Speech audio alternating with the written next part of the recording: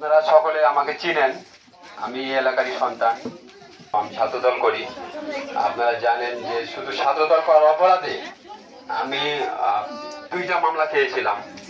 এবং কেন মামলা কথা বললাম, এই বাড়ির যে কর্তা শহীদুল ভাই আমার মামলা পার্টনার ছিল, কেস পার্টনার ছিল।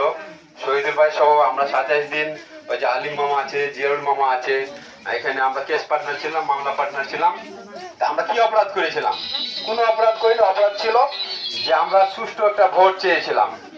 আমরা চেয়েছিলাম এই দেশের মানুষ যাতে সুষ্ঠু একটা ভোট দিতে পারে। ভোট হচ্ছে জনগণের অধিকার, নাগরিক অধিকার, গণতন্ত্রের অধিকার।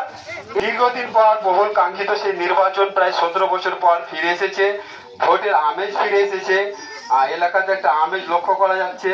জনগণ ভোটে আগ্রহী এবং আমরা আশা করি একটা সুষ্ঠু ভোট হবে এবং সুষ্ঠু ভোট হলে ইনশাআল্লাহ ধানের শীষের বিজয় সন্নিকটে।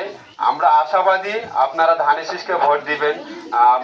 নওগাঁ 1 আসনের প্রার্থী, বিএনপির মনোনীত প্রার্থী মোস্তাফিজুর রহমানের মেয়ে সুযোগ্য কন্যা সালমা আপা এসেছে, উনি কথা বললো। এবং আমাদের প্রার্থী মোস্তাফিজুর রহমান উনি কিন্তু 28 বছর চেয়ারম্যান ছিল, এটা জানেন আপনারা? মানে একটা লোক কত ভালো হলে, জনপ্রতিনিধি হিসাবে কত ভালো হলে লোকজন ভোট দিয়ে, মানুষ তো একবার মেম্বার বা চেয়ারম্যান হওয়ার পরে আবার ভোট দেয় না। তাহলে পর তাকে 28 বছর চেয়ারম্যান প্রতিনিধিত্ব করেছে, তার মানে নিশ্চয় তার কিছু ভালো গুণ আছে। এবং সেই গুণধর ব্যক্তিকেই বিএনপির চেয়ারম্যান তারেক রহমান ধানের শীষ তুলে দিয়েছে আমাদের নওগাঁ 1 আসনে। নওগাঁ 1 আসনে আরো প্রার্থী ছিল, আরো 5-6 জন প্রার্থী ছিল। তার মধ্য থেকে সবচেয়ে পছন্দের ব্যক্তিকে তিনি ধানের শীষ তুলে দিয়েছেন।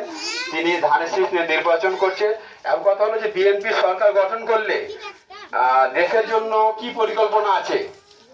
বিএনপি যে সকল পরিকল্পনার কথা বলেছে, আরো বাংলাদেশে কিছু দল আছে, এখন পর্যন্ত কোনো দল সুস্পষ্ট ভাবে বলতে পারেনি যে আমরা সরকার গঠন করলে আমরা দেশের জন্য এই কাজগুলা করব। কোনো দল বলছে না, কিন্তু বিএনপি একমাত্র দল যে বলতেছে যে আমরা সরকার গঠন করলে দেশের জন্য আমাদের এই পরিকল্পনাগুলো রয়েছে।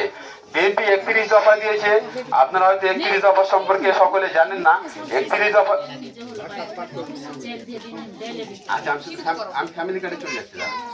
31 দফার মধ্যে 8টা দফা অত্যন্ত গুরুত্বপূর্ণ দফা। এর মধ্যে হচ্ছে একটা হচ্ছে ফ্যামিলি কার্ড,